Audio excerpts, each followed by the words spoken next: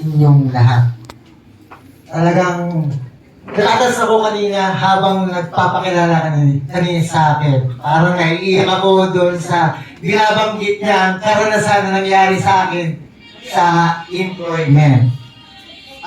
Ngayon, bago po lahat, magpakilala muna po ako sa inyo. Ako nga pala po si Edwin Valencia, bali taga Las Piñas City.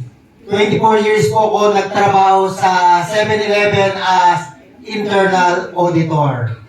At ngayon po, maswerte ako ngayon, nasa harapan po ninyo dahil tinanggap ko po si Labin World na siya ngayong hanap buhay ko ngayon, na siya nagsusupport sa pamilya ko sa pinagkakitaan ko araw-araw po ngayon.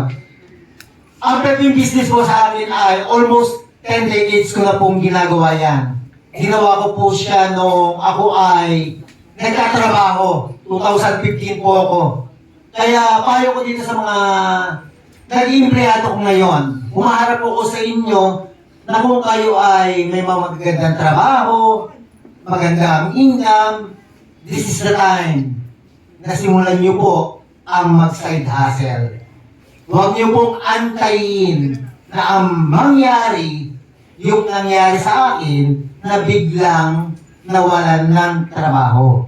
Hindi ko iniisip po yun kasi lakas ng loob ko. Regular ako, sabi ko, hindi ako basta-basta mawawala ng trabaho. Pero ang pagkakataon po ay dumadating, hindi po sa ating inaasahan.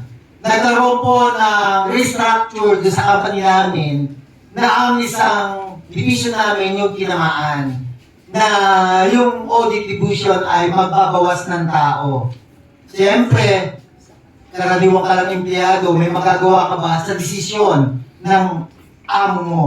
Pero may offer sa amin, bumalik daw po kami sa store operation na bilang auditor ako, pwede naman akong maging cashier ulit. Kasi doon ako nanggaling.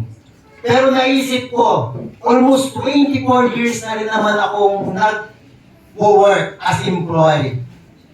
Napatunayan ko po na kung wala kang side hustle, talagang hindi ka naman uunlad. May lumaman po ba sa pag-empleyado? Pakitaas lang po.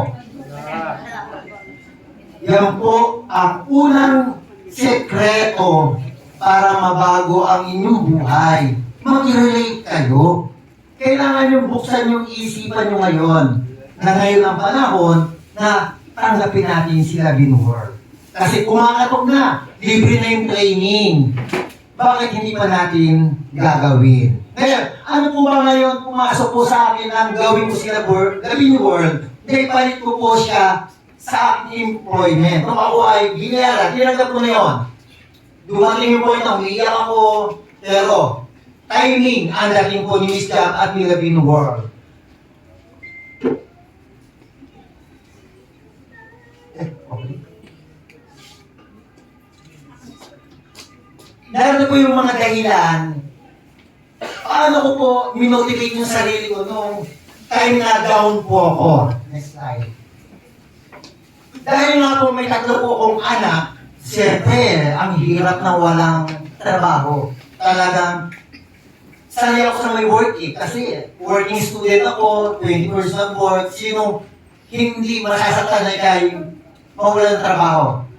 Tinignan ko yung kalagayan ko. Ang aking pangunahing dahilan, bakit ko po pinagpatuloy kay Labin World para ipagpatuloy po ang pag-aaral ng aking 3 anak.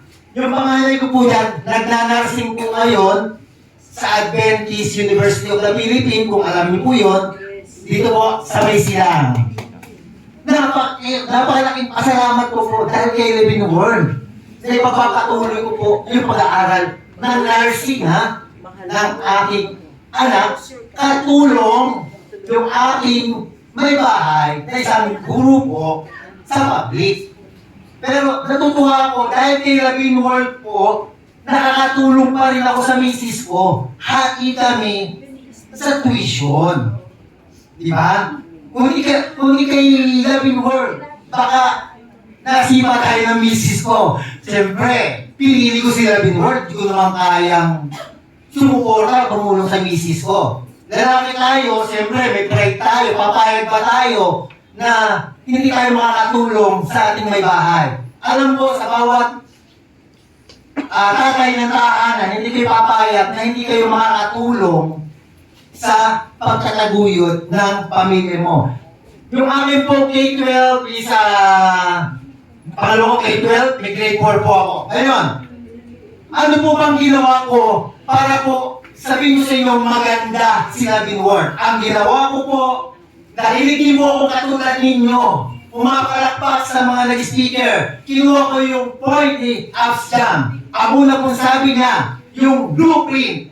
Natatandaan niyo yun? Sabi, bumili ng 3 packets. Nag-reseller ako, nabili naman na packets ang nabenta, 45,000 ang kinita ko. At ang isa ko pong ginawa doon para mas malaki ang kinita ko. Naghanap po ko ng 4 na tao. Yang 4 na taong yan, ang tinuruan ko pong mga ka-business partner na gawin ang ating negosyo. Ito po ang sekreto. Yung 4 na taong po yan, hindi naman talaga po sa inyo susunod ka agad yan. Pero ang basic technique, 4 na tao po, kailangan nyo may provide yan. Kasi sabi nga, business is done by group of people. Kailangan may kasama ka. Tama? Ngayon, anong ginawa ko doon? Habang yung 4 na yon ay tinuturuan ko, may tumitigil, ibig sabihin, may dadagdag ka na tao. Basic lang yung 4. Ngayon po, total po na tao ko ay nasa 46, yung direct invite ko po.